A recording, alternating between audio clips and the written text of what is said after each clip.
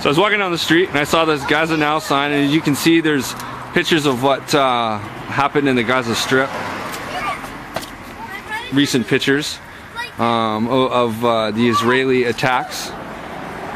And so, your thoughts on what has taken place over the last 15 days with the UN school being bombed, the innocent children that were found in houses that were destroyed and they were there with their parents and dead bodies, and the fact that Israel and IDF would not let humanitarian aid, saying that there's not really a humanitarian problem, but there was no international Western press allowed in there to check on that.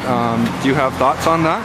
Yeah, well, since the attack first start bombing the civilians, bombing the cities, bombing a very packed residential area where there's, in Gaza alone, there's 1.5 million people. 1.5. That's okay. That's okay. What for people in the West? A comparison. There's 1.5 million people in the Gaza Strip. Now, would the Gaza Strip be about the same size as the Lower Mainland?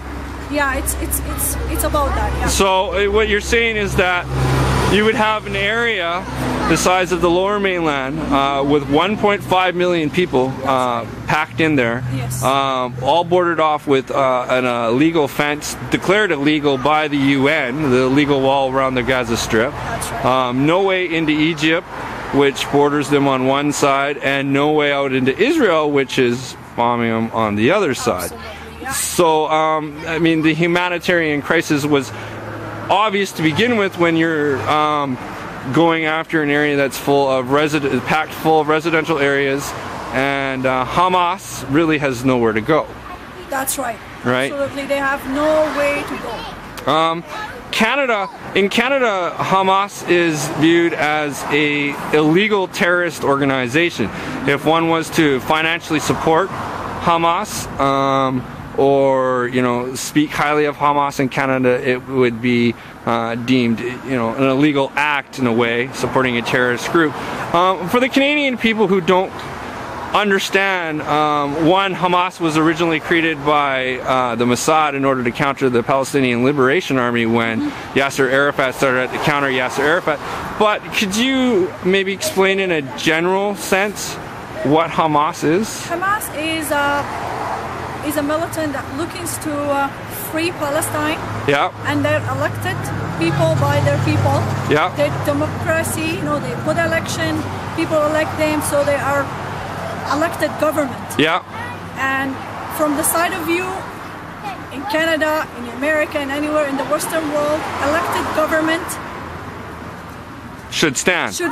Right? So yes. Hamas is an elected government, and they should understand that the people there wanted this government to stand for them and get their rights. Yes. They've been under occupation for very, very long time.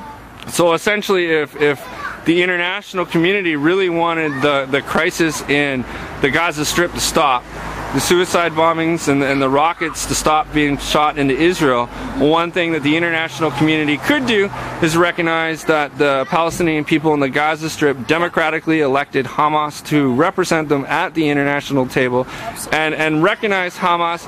The enemy you keep closer is a little bit more sanctified enemy, I guess, in a way that you can deal with them diplomatically and through dialogue, and when you don't deal with them diplomatically or dialogue, you have those problems. Israel claimed that it was Hamas that broke the ceasefire, but on record there's many times of Israel going into Gaza and attacking tunnels, supply tunnels, which they claimed was just for rockets and arms. But wouldn't it make sense that if the Gaza Strip was cut off, that it could also be for medical supplies or education or food as well, and that maybe if there was a way to do trade for Gaza, that we wouldn't see some of those problems? That's right.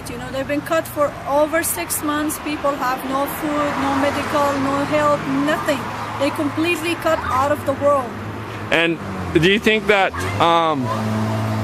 that is the story that should be more told to the outside world? Yes, they should be told that people there were suffering for over than 6 months. Occupation plus no food, no oil, no gas, no nothing for even basic life like cooking for a family or even having a medical or some medicine that's really easy to find. It cannot be found there. Because it's been cut off from the outside world. Yep. And with trade with Egypt. Israel is you're from Syria, right? Yes, from originally from Damascus? That's right. Yeah. Okay, now Israel is quick to point out and say that if the rest of the Arabian world, Syria, Lebanon, Jordan, Egypt, are not willing to deal with Hamas and recognize them, then why should we? Is that a true point from the perspective of those countries or from Syria? No, that's not true. If you look at the governments, they have to show they're not supporter, but the people in there, they fully supported Hamas because they know they're elected and they're looking for the freedom of Palestine. Yes. So these people here, whatever you see in the government does not present the nations. There is a big difference between whatever the governments are saying and the nations.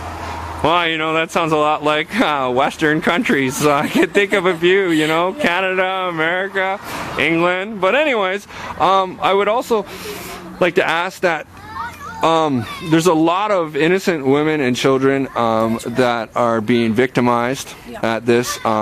Israel has been accused of using certain things like white phosphorus and cluster bombs probably filled with depleted uranium. And all those are in violations of Geneva Convention and international war crimes laws. And do you think that if Israel is going to be recognized as a state, which is they are recognized as a state on an international scale, they're not going anywhere, and do you think that if Israel is going to be recognized on an international scale, then their politicians and leaders should be forced to deal with the same international laws and rules that would govern any other nation, and should not be above the law just because of the fact that they're from Israel? Yes, that's right. Yeah, nobody is above the law.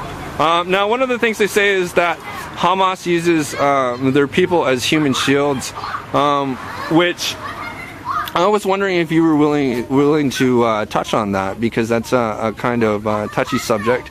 And from listening to a lot of witnesses in there, they say it's not true, and they just throw the bomb from everywhere, from skies, from the sea, from the tanks. They just throw them anywhere that can hit. Yeah. And people can prove that they were in a place where they were walking and the Israeli soldiers snapped them with their guns. Okay. This has nothing to do now with Hamas. No. That's nothing to do. They snap little kids walking with their mother. The mother was telling the story. 3 children, she's walking with them. They shoot them all. You tell me they're hiding behind Hamas? No, it doesn't make no sense. No. There's a lot of witnesses over there. I hope the world will do something about it and show the reality of what the Israelis doing against these civilians. Yeah. All we care about is these civilians. It's the people. It's the people, absolutely. When you face army against army, they fight fine. But when you go point on the innocent people, that's when we say stop. Yeah.